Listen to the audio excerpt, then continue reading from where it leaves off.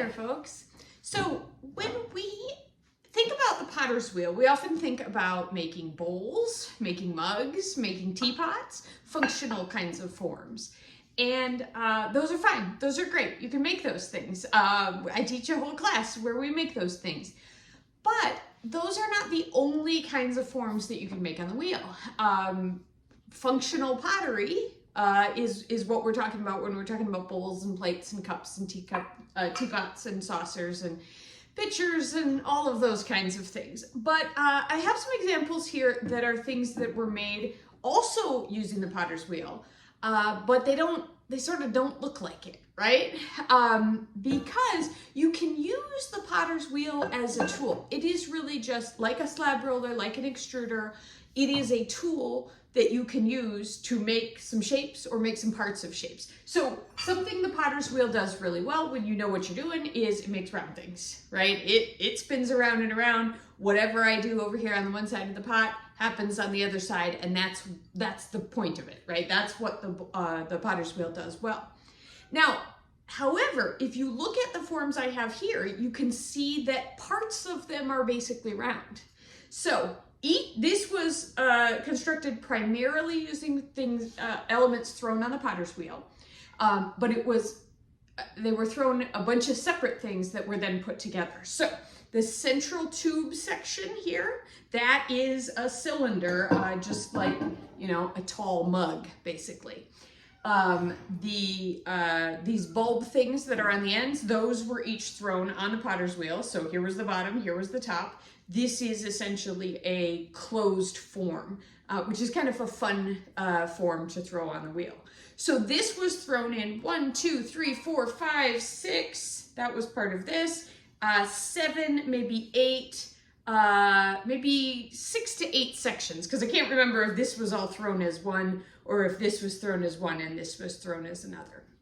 So that's an example of a sculpture, complicated sculpture thrown on the potter's wheel. Here was a piece thrown in maybe just 1 or 2 pieces, but while it was on the wheel. So this was originally one of those closed forms like that.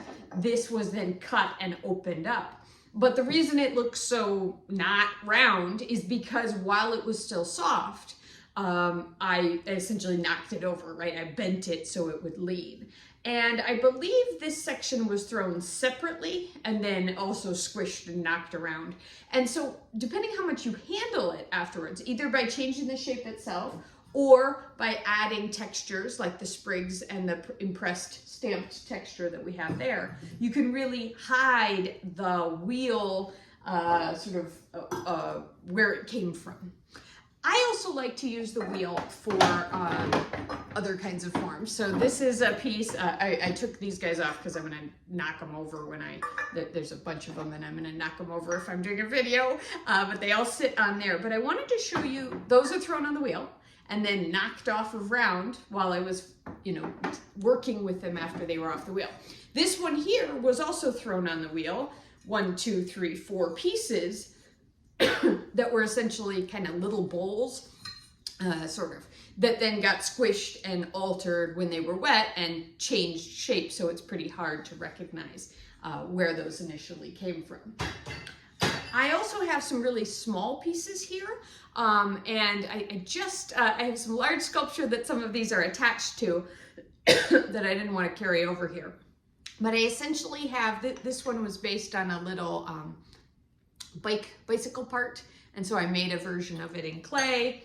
This one's just a little bowl, but instead of making it this way, I made it, sort of upside down, and I added this texture, again, pretty much hiding its thrown origins, but if you look at it this way, you can see it's a round thing. It's basically either a bowl or a lid, and if you look inside, which I don't think you can do on the video, you can actually see the little swirl inside. And so all of these are pieces that I like to attach, because I use some of the bicycle parts, and I like to attach them later on, maybe put this one in here and put this one on here, and then this thing can move if I've got it attached to there. But you could also attach those to each other when they're wet, like I've done over here. Got one other item that I was going to show you. So this is a piece of mine that's a work in progress. Again, the pod at the top started out like this, thrown on the wheel, but then was cut when it was wet, so it opens up like the monster thing in the Upside Down. But this is another piece that was thrown just on the wheel. So thrown section ended here, another thrown section ended maybe here, and then another thrown section here. Maybe this was two, I can't remember. So this wouldn't have been thrown all in one go.